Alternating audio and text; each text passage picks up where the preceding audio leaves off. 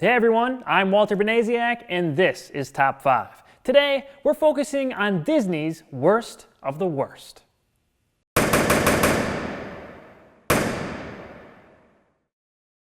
This is the result of a Twitter poll that I put up, and you guys all had very strong opinions on the topic.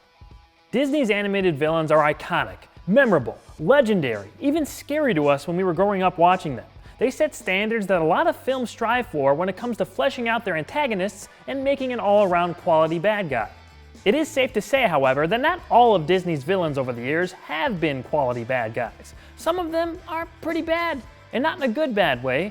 A decent amount of them just don't live up to the greats across the 56 feature films the Mouse House has created over the decades. There are many of them that belong on this list, but I had to narrow it down to the most pathetic ones. These are the top 5 worst Disney animated movie villains. Number 5. The Horned King from The Black Cauldron. Oh, just in case. The Horned King fits in here amongst Disney's worst villains, but maybe not for the reasons you'd expect. The Horned King is a skeletal creature whose main objective is to retrieve the Black Cauldron and resurrect his army of the dead called the Cauldron Born. He wishes to become a god among mortal men, and everything he does in this film is in service of that purpose. First things first, I've always disliked the Black Cauldron. When we were kids, one of my little brothers constantly wanted to watch this and Quest for Camelot, both of which I don't exactly consider classics, so admittedly, I have a small bias against this movie to begin with. Now, the Horned King is definitely intimidating looking and sounding. They weren't afraid to push the scare factor with this guy. To a certain degree, anyway. I don't have a problem with his appearance or aesthetics.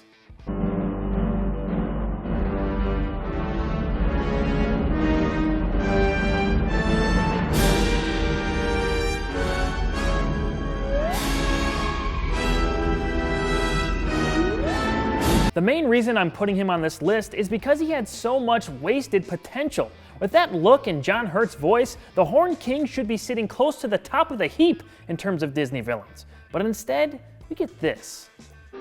Where is it? Show me. Show me.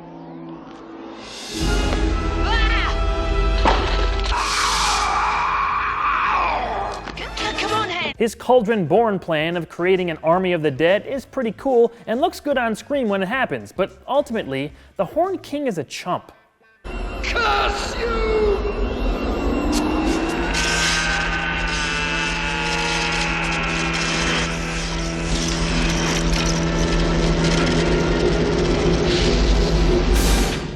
What a waste. He's barely even in the film, and that doesn't work to his advantage. Believe me, there are much better hooded skeleton villains out there. Number 4. Madame Medusa from The Rescuers. Drop the Madame and you have a built-in great villain. Madame Medusa is as mean as they come and has a temper that matches her fiery red hair. She owns a shady pawn shop in New York and is hopelessly obsessed with diamonds, particularly the world's biggest, a diamond called the Devil's Eye. Its location is in a cave that she herself cannot fit into, so she kidnaps an orphan, Penny, to retrieve the Devil's Eye for her. We've seen this type of villain done much better by Disney both before and after The Rescuers. I don't think Madame Medusa is a completely worthless enemy for Penny and the Rescuers. This scene was actually pretty cold. Well, if I don't get back to the orphanage, I'll never get adopted. Adopted? What makes you think anyone would want a homely little girl like you? But that's about it. I just can't stand her. Should that be a quality a good villain has? Well, not really. Sometimes, but not in this way. No! Snoops! Snoops, a mouse! Oh, kill it! Kill it! Snoops, kill him! Ultimately, she's forgettable and fades from my brain pretty quickly after seeing the movie. Who's worse, you ask? Number 3. C and Am from Lady and the Tramp. C and Am are a pair of identical cats that wreak havoc in Lady's owner's house. They are protected by Aunt Sarah and blame Lady for the destruction they committed. Very sneaky and underhanded, these devious felines are notorious for their deceitful demeanor and calculated chaos. It's that song, man. That freaking song. We are Siamese, if you please. We are Siamese, if you don't please. I know they're only in Lady and the Tramp for a very short amount of time, but they got on my nerves extremely quickly. I just hate those damn cats. My darlings, my precious pets. Oh, that wicked animal. Attacking my poor, innocent little angels. Is this my emotions getting the best of me? Maybe. But every single time I hear that song, I get annoyed to the max. It's always been that way. Ever since I saw Lady and the Tramp for the first time, I've despised these two, and they would probably be even closer to the top spot, but thankfully, they're only on screen for a couple short minutes. We are Siamese. Stop it! Number 2.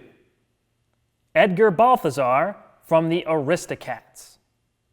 This is probably Disney's most incompetent villain.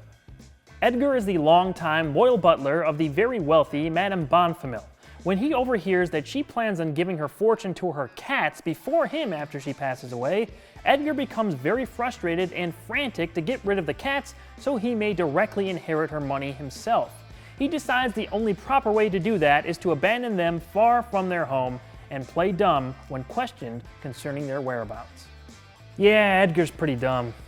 Although Madame Bonfamille is a little wacky for leaving her fortune to her cats, Edgar would have control of the money, but still, that takes Crazy Cat Lady to a whole different level.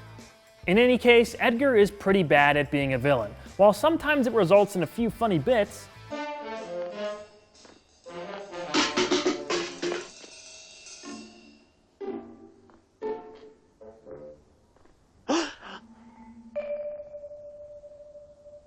it doesn't excuse how weak of a bad guy he is. The guy is constantly outwitted by a few cats and a mouse.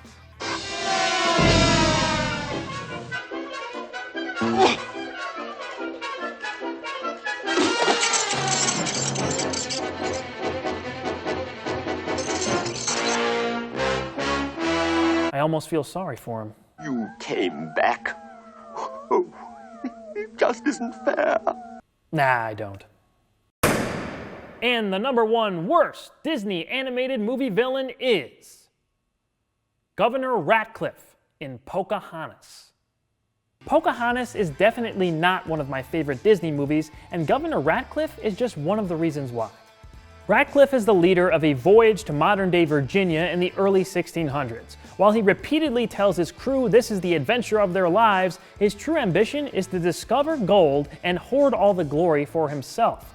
When he spots Native American spies in the newly claimed Jamestown, he orders an attack on them and begins obsessing with killing the rest nearby. This guy sticks out like a sore thumb when compared to Disney's great villains. When King James sees the gold these peasants unearth, success will be mine at last. He's so lame. I know that's the point of his character, but he's so over-the-top lame that it comes at a detriment to him and the movie. And he's in it a lot, with multiple subpar songs to be sung. All of the gold is mine. They're not like you and me, which means they must be evil. We must sound the drums of war. Every time he popped up, I couldn't wait for him to go away. Everything from his voice to character design is obnoxious. They don't want to feed us, your ninnies. Pocahontas in general, I just don't like very much. There are some things I enjoy in it, but when we take a look at what came directly before it, The Lion King, Aladdin, Beauty and the Beast, The Little Mermaid, this just doesn't come anywhere close to matching up, and it was years before Disney went on a roll again. Governor Ratcliffe should have been a stronger and more confident character to play off John Smith, who also isn't exactly a well-drawn character, but with a more discernible foe and rival, they both would have benefited, and the movie would have at least been more interesting. It's not like they were sticking to history anyway.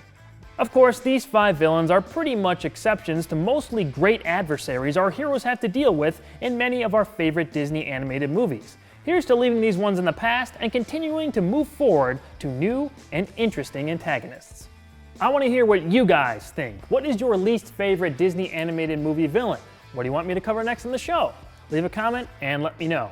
For more content, subscribe to my personal channel, youtube.com/awesomewalter, like my new Facebook page, facebook.com/awesomewalterb, and follow me on Twitter to take part in more polls about what may be covered in the future. Come on back next week for a brand new episode of Top 5.